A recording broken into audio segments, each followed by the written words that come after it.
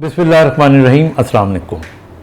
आज मैं बात करूंगा हमारे यहाँ लड़कों में भी, पर ज़्यादा लड़कियों के अंदर आपने देखा होगा कि बाज़ औक़ात उनको इस किस्म का अटैक या दौरा पड़ता है कि वो लंबे लंबे सांस लेती हैं या लेते हैं, और जब इसको हम हाइपर वेंटिलेशन कहते हैं, यानी आप आम आदमी जो होता है वो अगर से 12 से 16 दफ़ा में 1 मिनट के अंदर सांस लेता है, तो ये 20 से ज़्यादा दफ़ा सांस लेते हैं।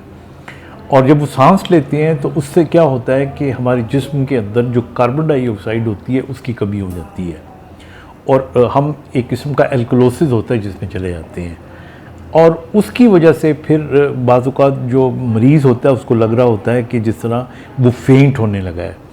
बाज़ औक़ात उसको लगता है कि इन जगहों पे कीड़ियाँ चल रही हैं या हाथ पाँव उसके सुन्नना शुरू हो गए हैं, और फिर उसको लगता है कि, और अगर ये बहुत ज़्यादा बढ़ जाए तो पेशेंट फेंट भी हो सकता है। और ये आम तौर पे जो कंडीशन है इसको हम हाइपर वेंटिलेशन सिंड्रोम कहते हैं। ये इतना कॉमन भी नहीं है लेकिन कॉमन है। बहुत से लड़कियां ख़ास तौर पे मैं कह रहा हूँ, क्योंकि उनकी तादाद इसमें ज़्यादा होती है, और इनको कोई ना कोई मेंटल स्ट्रेस होता है, या इनको एंग्जाइटी होती है, इनको टेंशन होती है। वो जो टेंशन होती है ना, वो इनको ट्रिगर करती है, और उस ट्रिगर की वजह से उनको लगता है बाज़ औक़ात कि जिस तरह हमें ऑक्सीजन कम आ रही है बॉडी में, तो वो लंबा लंबा सांस लेना शुरू कर देते हैं। जब वो लंबा लंबा सांस लेना शुरू कर देते हैं या तेज़ तेज़ सांस लेना शुरू कर देते हैं, तो उसकी वजह से उनकी बॉडी के अंदर ज़ाहिर ऑक्सीजन ज़्यादा आनी शुरू हो जाएगी और कार्बन डाइऑक्साइड की डिप्लीशन हो जाती है। और ये जो हमारी बॉडी है, देखिए हमारी बॉडी के अंदर सोडियम, पोटेशियम, कैल्शियम, क्लोराइड, ये सारे के सारे जो इलेक्ट्रोलाइट्स होते हैं ये मौजूद होते हैं। तो ये फिर डिस्टर्ब हो जाते हैं। जब ये डिस्टर्ब होते हैं तो इसका असर हमारे जहन पे, जो लोग टेंशन में होते हैं उनकी टेंशन थोड़ी और बढ़ जाती है। उनको लगता है जैसे दिमाग में, आप कहते हो ना ब्रेन फॉग, वो कंडीशन पैदा हो जाती है, और साथ साथ उनको लगना शुरू हो जाता है कि जिस तरह बाज़ लोगों को इवन हलक में भी फीलिंग होती है अजीब सी, कानों में उनको टिनाइटिस हो सकता है।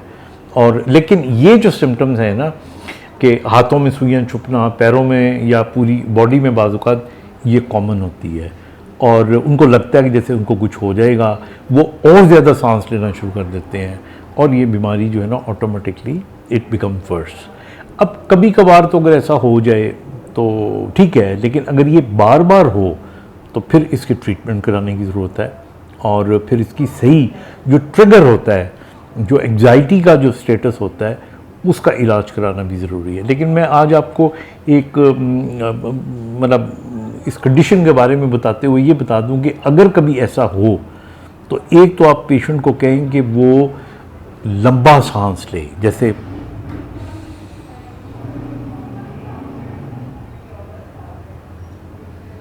थोड़ी देर रोकने के बाद एक्सहेल कर ले। तो एक तो इसका ये तरीका हो गया।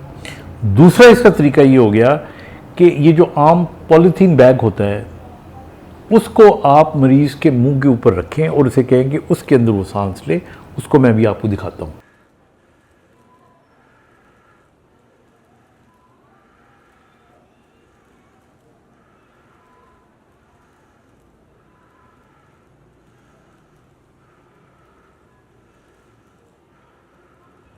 तो उसके अंदर जब वो सांस लेगा ना, तो उसमें कार्बन डाइऑक्साइड भी जमा होनी शुरू हो जाती है, और वो जब ऑक्सीजन लेगा तो उसको जो कमी है कार्बन डाइऑक्साइड की वो पूरी हो जाएगी। तो ये तो वक्ती इलाज हो गया, लेकिन इसका जो परमानेंट इलाज है, you will have to go to your psychiatrist और you can go to your neurologist, और वो बाकायदा फिर दवाइयों के साथ पेशेंट का इलाज कराता है। सिर्फ बताने का मकसद ये था कि हाइपर वेंटिलेशन सिंड्रोम कोई ऐसी डरावनी चीज़ नहीं है। ये वो लोग जो बहुत सेंसिटिव होते हैं, जो एंग्जाइटी प्रॉन होते हैं, उनके अंदर ये एक, जिस तरह पैनिक अटैक्स होते हैं, इसी किस्म का ये एक अटैक होता है। और अगर हो तो फिर यूं करें, वरना डॉक्टर से रुजू करें। Thank you.